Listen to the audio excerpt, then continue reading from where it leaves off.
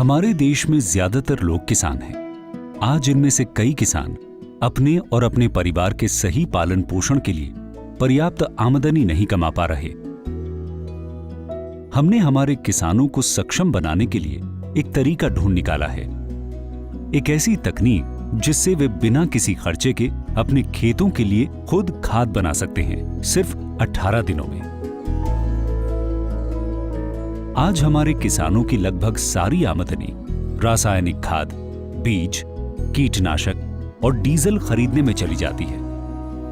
लेकिन अपनी खाद खुद बनाकर कठिन से कठिन क्षेत्रों में काम करने वाले किसान अपनी आमदनी 10 गुना तक बढ़ा सकते हैं और इसके फायदे पहले ही इस्तेमाल से दिखने लगते हैं। आश्चर्य की बात यह है कि शिवंश खाद से उपज में 15 से 40% की बढ़त होती है, सिंचाई में 50% तक कम पानी लगता है, फसलों को बीमारियों से लड़ने की ताकत मिलती है, जिससे कम रासायनिक कीटनाशकों की जरूरत होती है। यूरिया, एमओपी और डीएपी का इस्तेमाल नहीं करना पड़ता और साथ ही हमारी जमीन ज्यादा उपजाऊ बनती है, जिससे न सिर्फ हम बल्कि हमारी आगे आने वाली पीढ़ियां भी खेती करके अच्छे से जीवन यापन कर सकती हैं।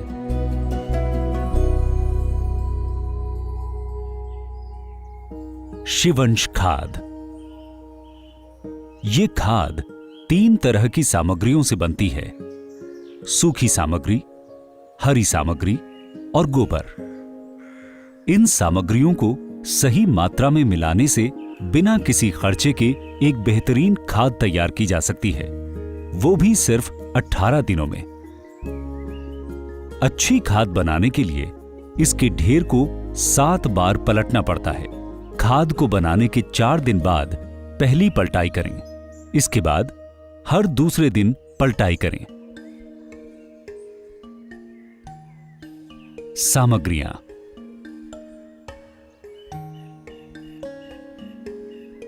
सूखी सामग्री। सूखी सामग्री सबसे पहले इकट्ठी करें, क्योंकि उसका पूरी तरह से सूखना जरूरी है। इसमें सूखी घास या खरपतवार, भूसा, लकड़ी के छोटे टुकड़े, सूखी पत्तियां या पौधों का कोई भी सूखा हिस्सा इस्तेमाल किया जा सकता है। हरी सामग्री। खाद में जाने वाली हरी सामग्री ताजा होनी चाहिए। हरी घास, पत्तियां, खरपतवार या पेड़ों के हरे हिस्से खाद बनाने वाले दिन इकट्ठा करें। नीम या यूकेलिप्टस के पत्तों का इस्तेमाल न करें, क्योंकि इनसे खाद में रहने वाले जीवाणुओं को नुकसान हो सकता है। गोबर। नाइट्रोजन का सही मात्रा में होना हमारी खाद की गुणवत्ता के लिए बहुत जरूरी है। गोबर जितना ताजा होगा उतना ही ज्यादा उसमें नाइट्रोजन होगा। विभिन्न प्रकार के पशुओं के गोबर का इस्तेमाल एक पौष्टिक खाद बनाता है।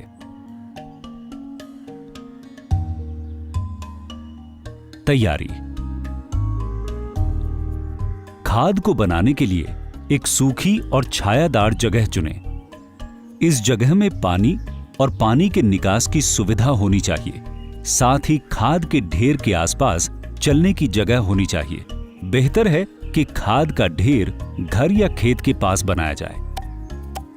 सूखी और हरी सामग्री को लगभग 2 इंच के आकार में काटें। इसके बाद सारी कटी हुई सामग्री और गोबर को खाद बनाने की जगह पर जमा कर लें। खाद बनाने से पहले जरूरी साधन जमा कर लें। 10 लीटर का तसला, जाली, बांका या काटने का साधन, प्लास्टिक शीट या तिरपाल। विधि।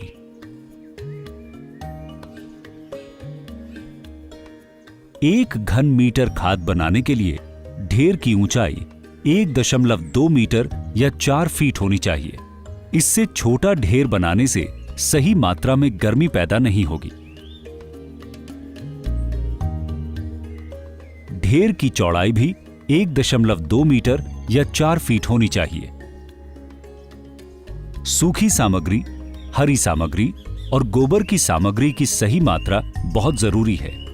ये सामग्रियां 9, 6, 3 के अनुपात में इस खाद के लिए उत्तम पाई गई हैं। 9 हिस्सा सूखी सामग्री, 6 हिस्सा हरी सामग्री और 3 हिस्सा गोबर।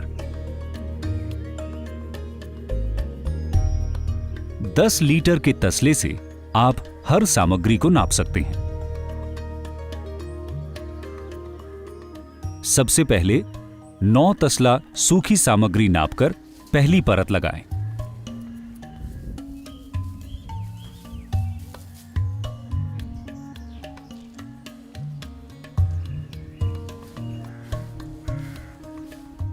अब 1.5 तसला पानी पूरी परत पर बराबर से छिड़कें। अगर आप धान के भूसे का इस्तेमाल कर रहे हो तो उसे पानी से पहले से भिगोकर रख सकते हैं। इससे सूखी सामग्री की परत पर हर बार पानी डालने की जरूरत नहीं पड़ेगी। अगले परत के लिए 6 तसला हरी सामग्री भूसे के ऊपर डालें।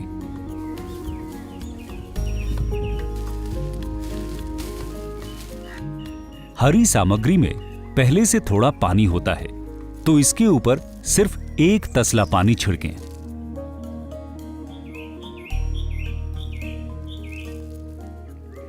अब 3 तसला गोबर हरी परत के ऊपर डालें।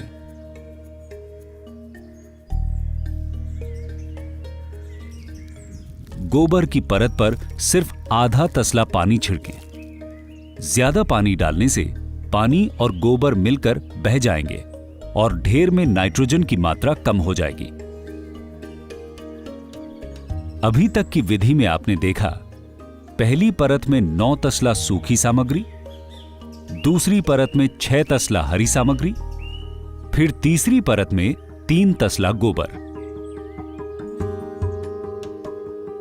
और हर परत के बाद पानी। इसके बाद सूखी, हरी और गोबर की परतें दोहराते जाएं जब तक ढेर 4 फीट ऊंचा न हो जाए या लगभग कंधे तक।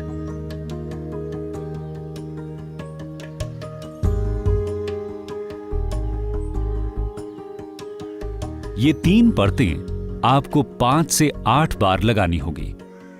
याद रखें, हर परत के बाद तसले से नापकर पानी छिड़कें। 4 फीट ऊंचा ढेर बनने के बाद ढेर को पूरा करने के लिए इसे सूखी सामग्री की एक परत से ढक दें और थोड़ा पानी छिड़क दें। बस गोबर की परत को ढकने लायक सूखी सामग्री की जरूरत है। अगर ढेर के नीचे हल्का पानी निकल रहा है तो ढेर में पानी की मात्रा सही है।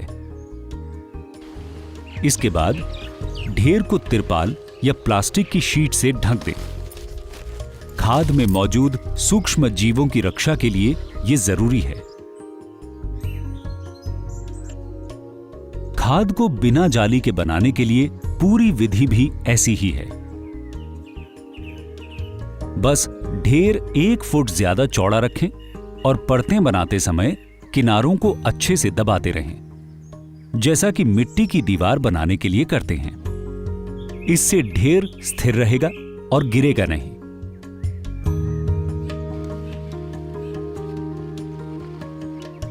तीन दिन छोड़ने के बाद चौथे दिन खाद को पहली बार पलटें। खाद को समय पर पलटना बहुत जरूरी है। पलटने से खाद में पनपते हुए जीवाणु को हवा और पानी मिलता है, जिससे वो अपना काम जल्दी कर सकते हैं। पलटते समय ध्यान रखें कि ढेर के बाहर की सामग्री को अंदर रखें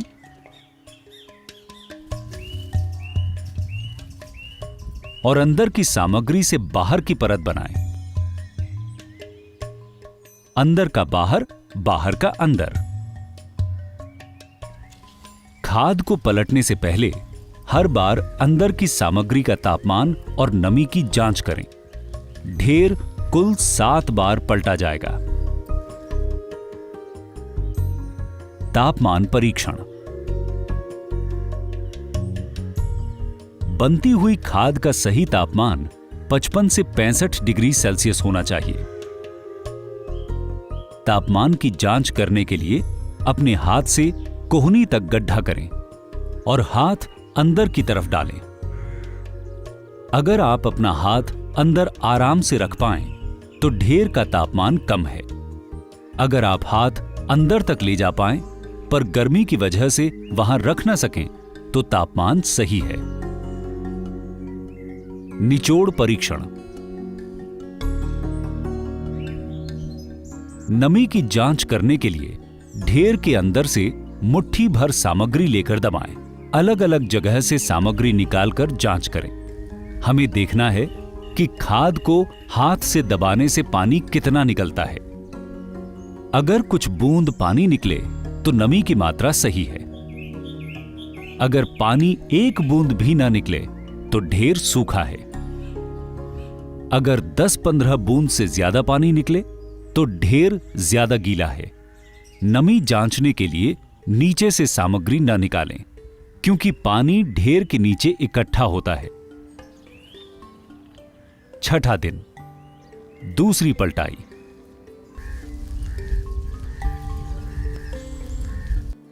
छठे दिन ढेर को पहले की तरह पलटें। हर बार पलटने से पहले अंदर की सामग्री का तापमान और नमी की जांच करें। हर दूसरे दिन इसे पलटना जरूरी है। कम से कम 4 बार पलटने तक तेज गर्मी बनी रहनी चाहिए।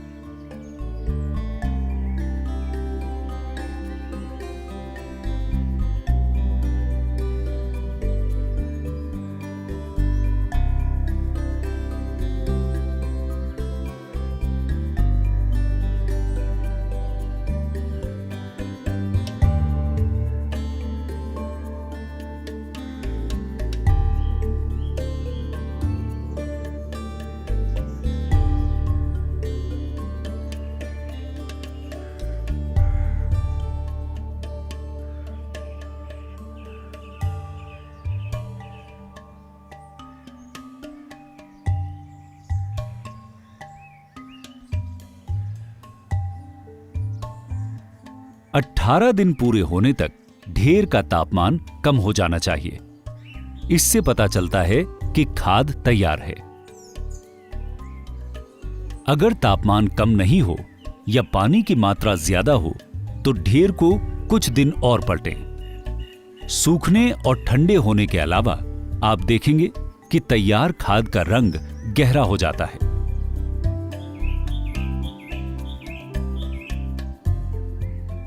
तैयार खाद में नमी होती है और उठाने में हल्की महसूस होती है। खाद से जुड़ी समस्याओं के आसान उपाय। ज्यादा सूखा। अगर खाद के ढेर की सामग्री सूखी लगे तो पलटते समय पूरे ढेर में पानी तब तक छिड़कें जब तक खाद नमी की जांच में खरान न उतरे। मुट्ठी भर खाद से 10 से 15 बूंद पानी निकलना चाहिए। ज्यादा ठंडा। अगर नमी ठीक हो लेकिन ढेर का तापमान कम हो तो गोबर की मात्रा कम है।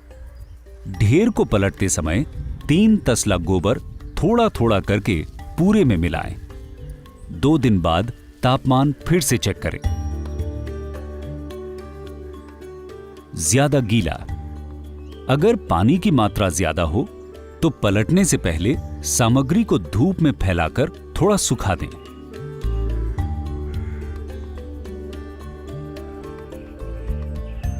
ढेर को हल्की ऊंचाई पर बनाएं जिससे बरसात के समय खाद के पास पानी इकट्ठा ना हो।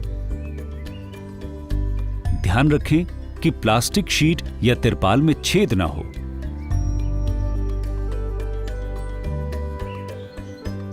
सावधानियां।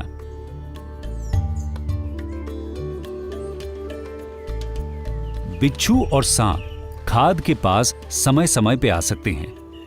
प्लास्टिक की शीट या तिरपाल को निकालते समय सावधानी बरतें।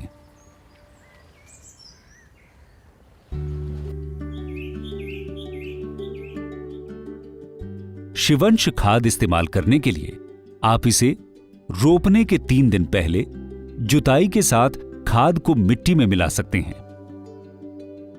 फसल बुआई के समय डाल सकते हैं या खड़ी फसल पर ऊपर से छिड़क सकते हैं।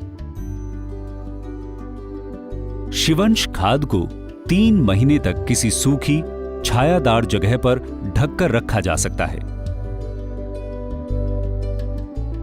अगर खाद 1 महीने से ज्यादा रखी हुई है तो इस्तेमाल करने के 1-2 दिन पहले उसमें थोड़ा पानी छिड़ककर उसकी पलटाई कर दें। इससे खाद के सूक्ष्म जीव फिर से जीवित हो जाएंगे। खाद को खेत में डालने के बाद उसे सूखी मिट्टी या सूखी सामग्रियों से ढक दें ताकि उस पर सीधी धूप न पड़े।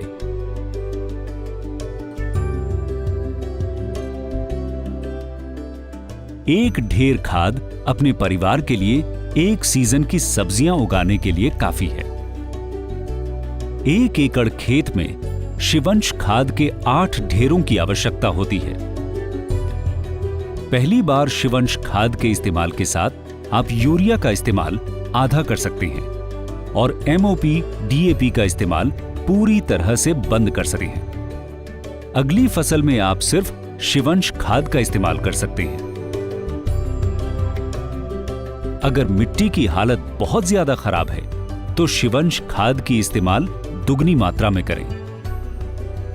शिवंश खाद बनाने की प्रक्रिया खेत के बचे खुचे काम न आने वाली सामग्रियों को उपजाऊ खाद में बदल देती है, जिससे फसलों के लिए जरूरी सभी पोषक तत्व मिल सकते हैं। शिवंश खाद का इस्तेमाल करके किसान अपनी मिट्टी को उपजाऊ बनाने के लिए महंगे रसायनों पर अपनी निर्भरता कम कर सकते हैं, पानी का इस्तेमाल कम कर सकते हैं और गरीबी और कर्ज से मुक्ति पा सकते हैं। कई किसानों ने भारी मात्रा में शिवंश खाद का इस्तेमाल करके पहली बार से ही यूरिया का इस्तेमाल बिल्कुल बंद कर दिया है। पूरे भारत में हजारों खेतों में शिवंश खाद का इस्तेमाल हो रहा है, जिससे मिट्टी की उपज, शक्ति और किसानों की आमदनी बढ़ रही है। आप भी ऐसा कर सकते हैं।